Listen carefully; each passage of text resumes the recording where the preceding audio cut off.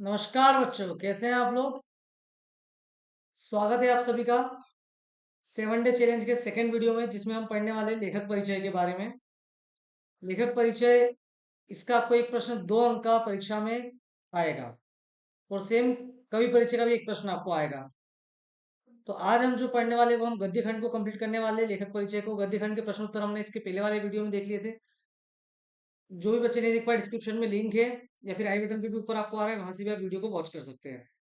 7 दिन के अंदर हम पूरी हिंदी को कंप्लीट करेंगे। तो आइए शुरुआत करते हैं हम लेखक परिचय की। तो हमारी जो पाठ्य पुस्तक है क्षितिज भाग 2 गद्यखंड, उसके अंदर 6 पाठ है और 6 लेखक है। तो सबसे पहले है राम वृक्ष बेनीपुरी जी। अब लेखक परिचय जो आपको लिखना होता है, उसके अंदर आपको दो चीजें मेजर लिखनी होती है। दो रचनाएं लिखनी होती है, उनकी भाषा शैली लिखनी होती है। भाषा शैली दो हिस्सों में बटी होती है। एक होती है भाषागत विशेषता, एक होती है शैलीगत विशेषता है। और जब हम इन दोनों को मिला देते हैं तो इसको हम बोलते हैं साहित्यिक विशेषताएं। तो लेखक राम वृक्ष बेनीपुरी, इनकी दो रचनाएं अम्बपाली, माटी की मूर्तें। साहित्यिक विशेषता की बात करें तो इनकी भाषा आसान और प्रभावशाली है। इन्होंने संस्कृत, उर्दू और लोक भाषा के शब्दों का अच्छा मेल किया और बहुत ज्यादा प्रयोग करा है। और कई बार तो इन्होंने भाषा को चित्रों की तरह जीवंत लगती है, मतलब ऐसा लगता है चित्र की जैसी है। लिखता है ऐसे कि अपने को हमारे दिमाग में इमेज चलती है, जिसे पढ़ने वाले को एकदम सब क्या होता है, साफ साफ दिखाई देता है। इनकी लेखन शैली जो है वो भावनाओं से भरी हुई है, एकदम जोश से भरपूर है। इनकी शैली में देशभक्ति, समाज सुधार, इंसानियत की भावना में देखने को मिलती है, तो इनका सुंदर मेल देखने को मिलता है। और निबंध, कहानी, नाटक, पत्रकारिता, इन सभी जगहों पर इनका भरपूर योगदान है। ठीक है, चलिए आगे बढ़ते हैं अगले लेखक की तरफ। ये मैंने बड़ी सरल भाषा में आप लोगों के लिए लिखी है, ताकि आप लोग अच्छे से लिख पाए और प्रॉपर आपको 2 अंक पूरे मिले परीक्षा के अंदर। स्वयं प्रकाश की साहित्यिक विशेषताएं निम्नलिखित बिंदुओं के आधार पर लिखी है। तो लेखक स्वयं प्रकाश, संधान, बीच में विनय। ये वाला जो पॉइंट है फर्स्ट वाला, सारे लेखक परिचय में आप लिख सकते हो। सारे लेखक परिचय में ध्यान रखना, उनकी भाषा सरल, सहज, व्यवहारिक होती है, जिससे पाठक आसानी से जुड़ जाते हैं। जितने भी लेखक है सब में ये पॉइंट आप लिख सकते हो, मतलब एक पॉइंट तो आप क्या कर लो, फिक्स कर लो। क्लियर। भाषा कैसी है भैया, इनकी आम बोलचाल की भाषा है, लोक भाषा का सुंदर प्रयोग करते ही है। इनकी भाषा में व्यंग है, हास्य का भाव हमें देखने को मिलता है। और कई बार गंभीर विषय भी इतने रोचक कर देते हैं कि हमें पढ़ने में बड़ा आनंद की अनुभूति होती है। इनकी शैलीगत विशेषताओं की बात करें हम स्वयं प्रकाश जी की, तो यथार्थवादी है, जिसमें समाज की सच्चाई को एक खुलकर प्रस्तुत करते हैं। समाज की बुराई हो, अच्छाई हो, दोनों चीजों को इन्होंने खुलकर प्रस्तुत करा है। इनकी भाषा सरल तो जरूर है, परंतु क्या बहुत प्रभावशाली है, जिससे पाठक सीधे क्या होते हैं, प्रभावित होते हैं। इनकी शैली व्यंग्यात्मक है, संवेदन है, सामाजिक आलोचना, अद्भुत संतुलन मिलाते हैं ये। और साहित्य में इनका एकदम महत्वपूर्ण योगदान है बेटा। यशपाल की साहित्यिक विशेषताओं की बात करें हम, तो इनकी रचना है अमिता, दिव्या, लखनवी अंदाज, पाठी है। अगर याद नहीं आए तो जो आपका पाठ है वो भी आप लिख सकते हैं, ध्यान रखिएगा। देखो पहला वाला तो सेम टू सेम, भाषा सरल है, सहज है, स्पष्ट है, जिससे पाठक को आसानी से समझ आ सके। लेकिन जो यशपाल जी, इनकी भाषा किसी क्रांतिकारी है, क्रांतिकारी तरह वाली इनकी विचारधारा एकदम स्पष्ट झलकती है हमें। ठीक है, इन्होंने हमेशा जन सामान्य की बोलचाल की भाषा का प्रयोग किया है। और इनकी रचना वास्तविकता के क्या है, बहुत ज्यादा करीबी, मतलब सत्य पर बहुत ज्यादा आधारित रहती है। इनकी शैली यथार्थवादी और क्रांतिकारी है, जिसमें समाज और राजनीति की गहरी समझ हमें देखने को मिलती है। वे कथानक को रोचक और तर्कपूर्ण ढंग प्रस्तुत करते हैं। इनका जो प्रस्तुत करने का तरीका है, वो इतना प्यारा है कि व्यक्ति को बहुत अच्छे से लगता है। और सेम है भाषा शैली व्यंग्यात्मक, तर्कशीलता, सामाजिक चेतना को प्रभावित करने वाली है। सामाजिक चीजों का इन्होंने एक जैसा चित्रण करा है, और साहित्य में इनका भी विशेष योगदान है। चौथी चौथे लेखक है हमारी मनु भंडारी जी।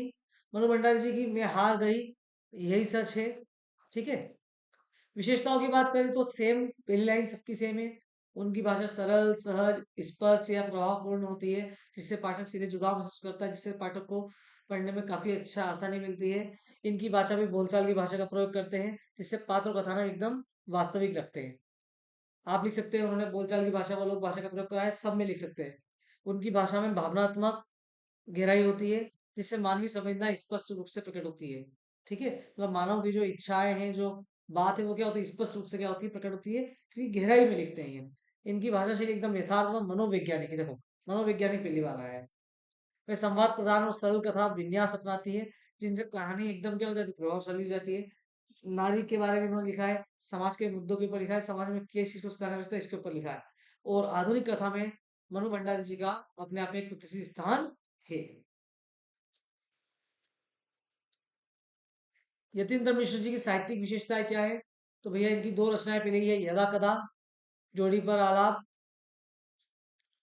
भाषागत विशेषताओं की बात करें तो सेम, पहली वाली, भाषा सरल है, प्रभावपूर्ण है, अत्यधिक सुंदर है, उनकी भाषा और भावनाओं का गहरा प्रभाव पड़ता है।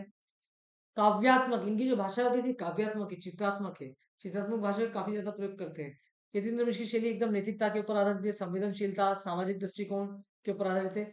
इनकी शैली में आपको वास्तविकता और कल्पना का एकदम सुंदर संतुलन मिलता है, मतलब वास्तविक सत्य घटनाओं पर आधारित और कल्पना, दोनों को इतने सुंदर तरीके से लिखते हैं कि सामने वाला ये समझ नहीं कर पाता कि वो कल्पना है या वास्तविकता है। इनकी भाषा में आपको लयबद्धता देखने को मिलती है, संवेदनात्मक रूप देखने को मिलता है, जो पाठकों के एकदम दिल को छू लेता है। हिंदी साहित्य, कला, संस्कृति आदि क्षेत्रों में इन्होंने काफी अपना नाम कमाया है और इनका एक बहुत महत्वपूर्ण और विशेष स्थान है।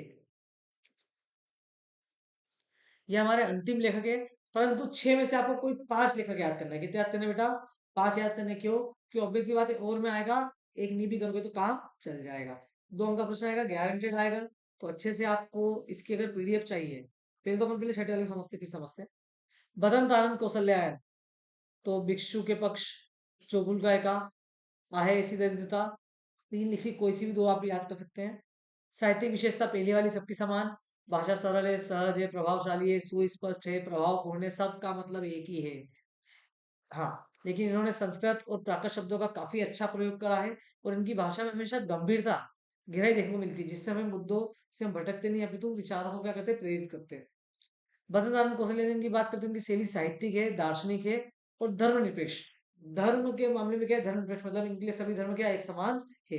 इनकी शैली में हमें साक्षात्कार देखने को मिलता है, निबंध और कथा का अद्भुत समन्वय होता है। ये शैली इनकी एकदम गंभीर है, सारंगर्भित संवाद होती है, निबंध हुआ, संस्मरण हुआ, यात्रा वृतांत हुआ। हिंदी साहित्य को इन्होंने समृद्ध करा है और हिंदी साहित्य में इनका विशिष्ट स्थान है। अगर आपको इसकी पीडीएफ चाहिए तो डिस्क्रिप्शन में मैंने कॉपी पेस्ट के मोबाइल एप्लीकेशन की लिंक डाली है, वहां से आप ऐप को डाउनलोड कीजिए। फ्री मटेरियल में, फ्री मटेरियल के अंदर आपको हिंदी 10 का एक फोल्डर मिलेगा, जिसमें आपको 10th 2025 की एग्जाम का सारा मटेरियल मिल जाएगा। इतना अगर आपने कर लिया तो 75 में से 75 पक्के। वहां पे आपको ऑब्जेक्टिव से लेके क्वेश्चन आंसर से लेके गद्य खंड से लेके ग्रामर से लेके हर एक चीज मिलेगी, टोटली फ्री ऑफ कॉस्ट। अगर आपको मेहनत पसंद आई है तो वीडियो को लाइक जरूर करें, और साथ ही साथ अपने सभी दोस्तों को भला करें और उनको वीडियो जरूर शेयर करें, और चैनल को सब्सक्राइब करके जाए, साथ ही साथ नोटिफिकेशन बिल को भी दबाएं। वीडियो को वॉच करने के लिए बहुत बहुत धन्यवाद। Good by two all. जय श्री कृष्णा।